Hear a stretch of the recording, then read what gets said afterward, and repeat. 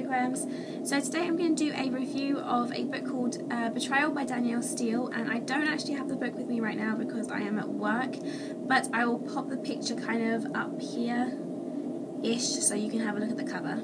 So this book is basically about a character called Teresa who is a film director, and she's got quite a bit of money, but she's very modest in her appearance and the way that she lives, and so it kind of just builds up. She doesn't really spend it, and one of the investors in one of her new films kind of said to her, oh, is it alright if we carry out an audit, which is like them looking at her finances to make sure she's a safe investment. And she goes, yeah, that's fine, and they do that and find out that she's got $25,000 a month that's just going missing and being spent in cash. So the book is about kind of trying to figure out where that's going and who's stealing from her. So there's three main suspects. The first is Hunt, who's her boyfriend of 4 years, who's also a film director. The second is Bridget, her assistant, who's been helping her out for the past 17 years and who she considers to be her best friend. And the third is Victor, who is her accountant and basically deals with all her books and stuff. So the book basically just deals with trying to figure out who's been stealing the money and kind of encounters some family difficulties that they try to work through, and that is pretty much the book. And I know it doesn't sound like a lot, but when you were reading it, it didn't seem boring. It did have things happening quite a lot. So even though it doesn't sound a lot to talk about, when you were reading it, it was quite a lot of stuff. Now, I actually really like Danielle Steel books, and she writes about kind of real world issues, which aren't really the books that I tend to go for. I tend to go for kind of dystopian and sci-fi and all that sort of stuff. So I do actually really enjoy her books, even though they aren't really the genre that I would tend to go for. I think one of the reasons I do like them is because most of the time in her stories there's several things happening at once.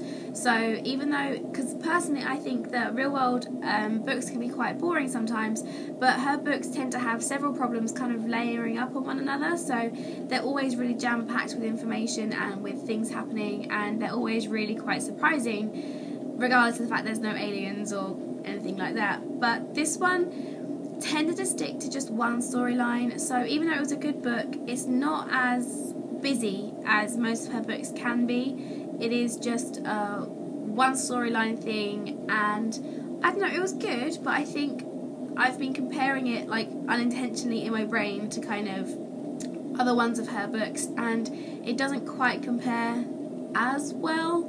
So it's not my favourite book by her, but it's still pretty decent.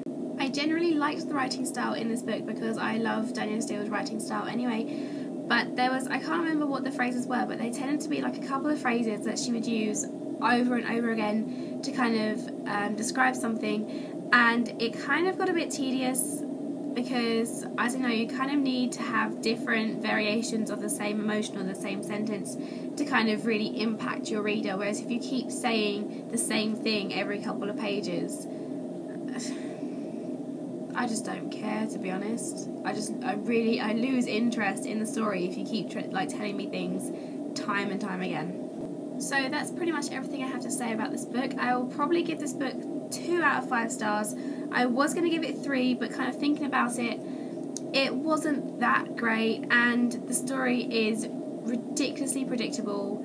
It has so much potential to kind of have twists and turns here and there, but it just didn't. There was a couple of times that there was a bit of a shock, a bit of a surprise, but it was in the minority, and as a whole, the story, you knew kind of from the beginning where the story was going to end up, and just, yeah, 2 out of 5. 2 out of 5. I don't know, I just did that. I'm really bored. Work is going really slowly today, and it's making me go slightly mad, and my lunch is finishing in about 5 minutes by the looks of it, so I'll see you guys soon. Bye.